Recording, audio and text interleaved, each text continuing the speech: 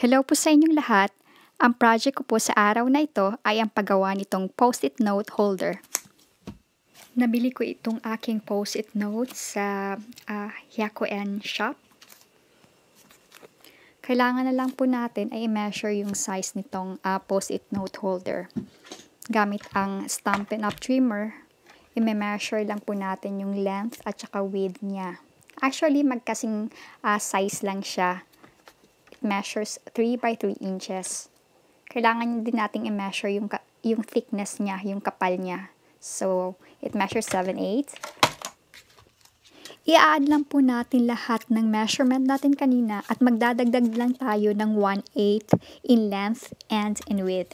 So, etong papel ngayon ay nagme-measure na ng 7 and 1/8 by 3 and 1/8 and nag-cut rin ako ng another 3 and 1/8 by 3 and 1/8 sheet of paper. Gamit pa rin ang aking Stampin' Up! Trimmer. Ang nakaganda nito ay pwede kang mag-cut at pwede ka rin mag-score at the same time. So, i-score ko lang siya sa 3 and a quarter at 4 and 1/8.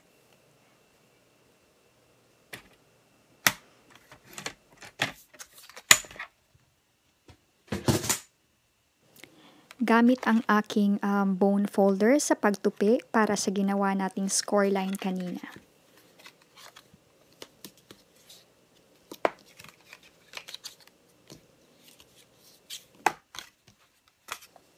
So, susukatin natin kung magkakasya ba ito sa ginawa nating holder. Wala, eksakto lang talaga. Tamang-tama lang yung sukat na ginawa natin. Kailangan nyo ng another strip of paper. Siguro mga 1 inch ang width nito. Pero hindi po talaga siya kailangan ng eksaktong measurement. Nasa sa inyo lang po dahil irarap nyo lang naman siya sa paper pad na ito. At huwag po natin masyadong higpitan ang pagbalot niya para ma-slide po natin yung paper mamaya.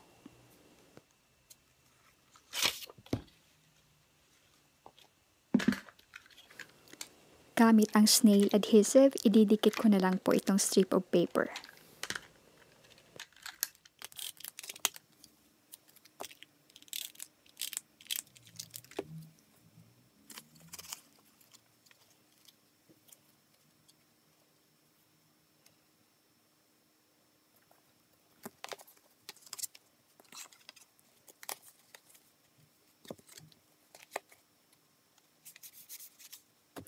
Tapos, lagyan ko na lang po uli itong likod ng strip of paper ng snail adhesive para dumikit na po siya sa ating holder.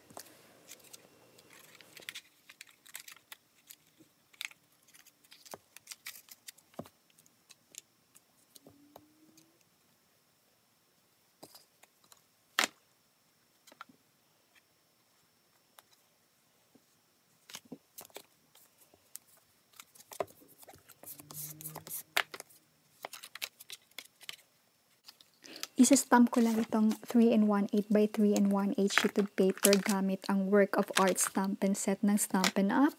Ang gagamitin kong kulay ay itong Calypso Coral.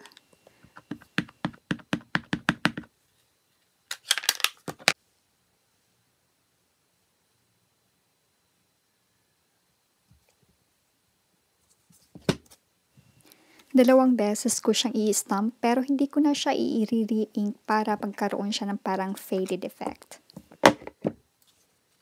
At ang pangalawang kulay na gagamitin ko ay itong Saffron.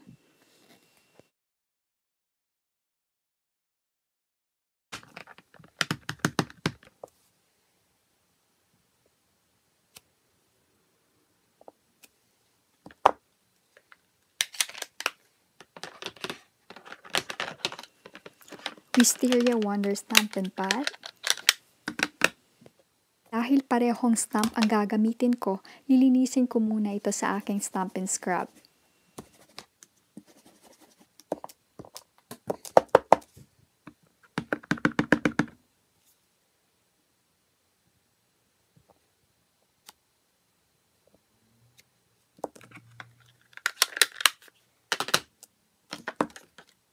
Gagamitin ko pa itong isang kulay na Wild Wasabi.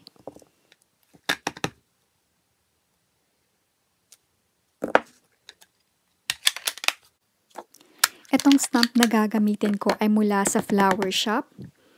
Gagamitan ko lang po ng parehong kulay kanina, Calypso Coral. Ang nakaganda po sa stamp na ito ay may matching punch po siya. Dahil magkaiba ang hugis ng dulo ng bulaklak na ito, nilagyan ko po siya ng marka para madali kong ma-align sa aking punch.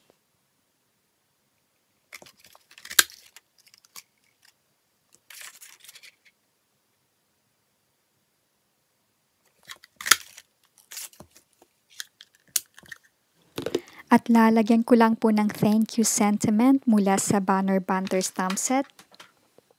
Itong Versamark Stampin' Pad ang dapat nyong gamitin kapag gusto nyong mag-emboss.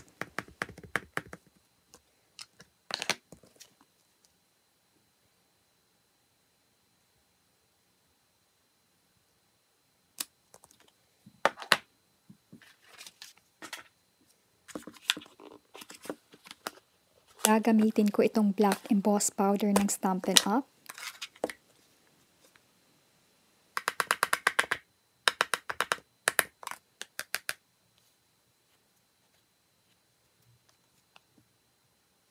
Kailangan nyo pong gamitan ng heat tool para matunaw po itong embossing powder na ito.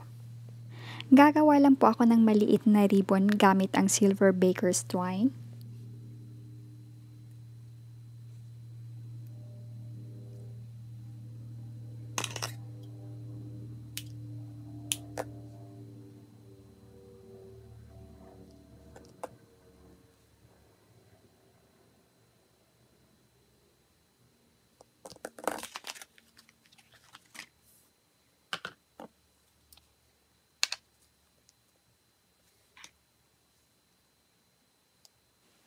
At ididikit ko po ito gamit ang crystal effect. At lalagyan ko lang po siya ng Jules Basic Rhinestone.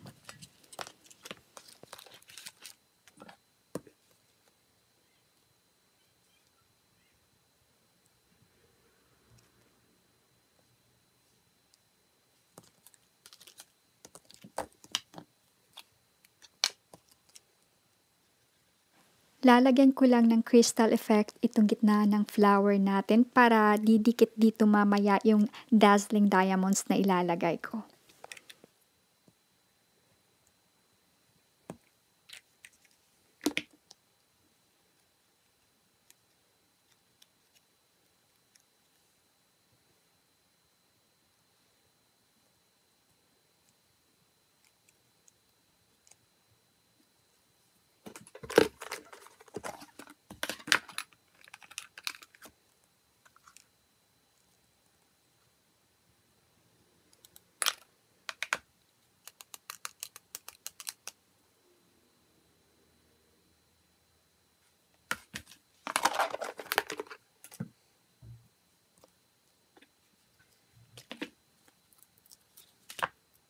Lalagyan ko lang ng dimensional para mag-pop up yung flower natin.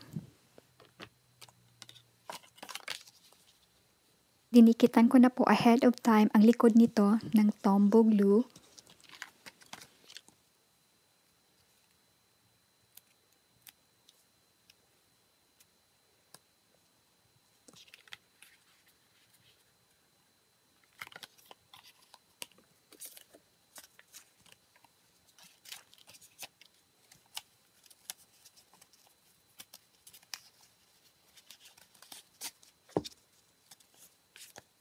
Sana po nagustuhan nyo ang project ko sa araw na ito.